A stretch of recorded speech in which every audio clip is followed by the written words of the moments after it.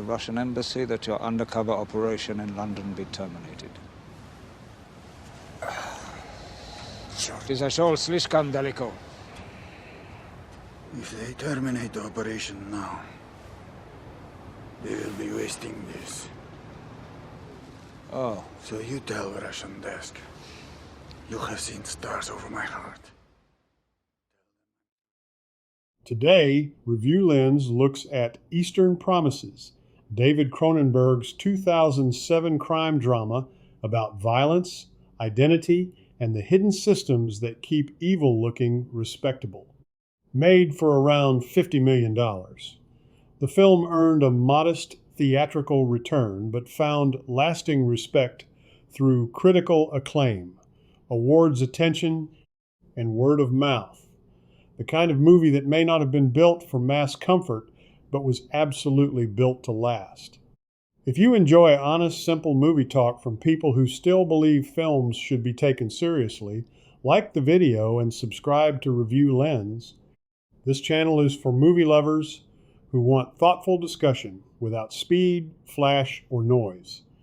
Now let's talk about the preparation Viggo Mortensen went through for this role and why the darkness in Eastern Promises still feels so unsettling.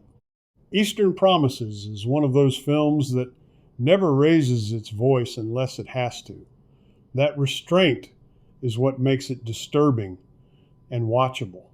David Cronenberg had already built a career exploring the body, identity, and corruption, but Eastern Promises takes those obsessions and places them inside a crime film that feels cold, controlled, and deeply intimate. This is not a gangster movie interested in glamour. It is a movie about systems, family systems, criminal systems, cultural systems, and the way those systems absorb human beings until violence starts to feel ordinary. At the center of it is Viggo Mortensen, and the performance only works because of the preparation behind it. Mortensen did not approach Nikolai as a collection of mannerisms. He built the man from the inside out. He studied Russian prison tattoos, learned what each marking signified, worked on the accent, and spent time around people who understood the criminal culture the film was drawing from. He also trained physically, not to look like a movie tough guy, but to move like someone who had spent years learning how to survive danger without dramatizing it. That preparation mattered because Eastern Promises depends on credibility. Nikolai cannot feel performed. He has to feel inhabited. Mortensen gives him that stillness that dangerous men sometimes have, the absence of wasted motion, the sense that every word has been measured before it leaves the mouth. Nothing about the performance asks for admiration. That is part of what makes it so effective. The most famous example is the bathhouse fight, still one of the most brutal scenes in modern crime cinema. What gives that sequence its force is not just the violence, but the vulnerability. Mortensen insisted on performing it in a way that removed protection and image management from the equation. The scene is not choreographed to make him look heroic. It is desperate, ugly, and exhausting. That honesty is rare. The themes of the film are just as dark.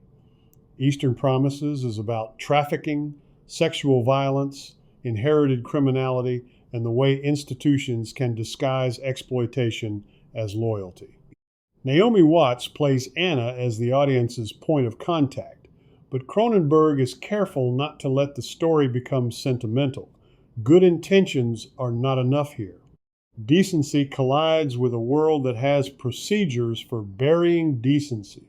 Vincent Cassel's Kirill Semyonovich performance adds another layer. His character carries entitlement, weakness, and volatility all at once. He is not the mastermind. He is what happens when evil becomes domestic, handed down, normalized, excused. Armin Mueller-Stahl, by contrast, plays calm authority so well that it takes time to realize how much horror is hidden inside his politeness. That is one of the film's central ideas. The most dangerous things are often the most organized. Cronenberg's direction is severe and patient. London is photographed not as a postcard city, but as a place of shadows, kitchens, back rooms, and thresholds. The violence erupts suddenly, but the film is really about what leads to violence. The arrangements, the rituals, the silence. What makes Eastern Promises endure is that it understands darkness as structure, not spectacle. Evil here is not random, it is cultural, familial, and efficient. And Viggo Mortensen, through discipline rather than display, becomes the perfect guide through it. This is not a crime film that wants to entertain you. It wants to show you how power hides behind manners, tradition, and restraint. That is why it lasts. So that's it for this one. Please subscribe and drop a comment. Do you want more great flicks like this one? If so, please smash that like button and let's show YouTube how much we love great movies. And as always, see you on the next one. Save us a balcony seat and extra butter on the popcorn, please.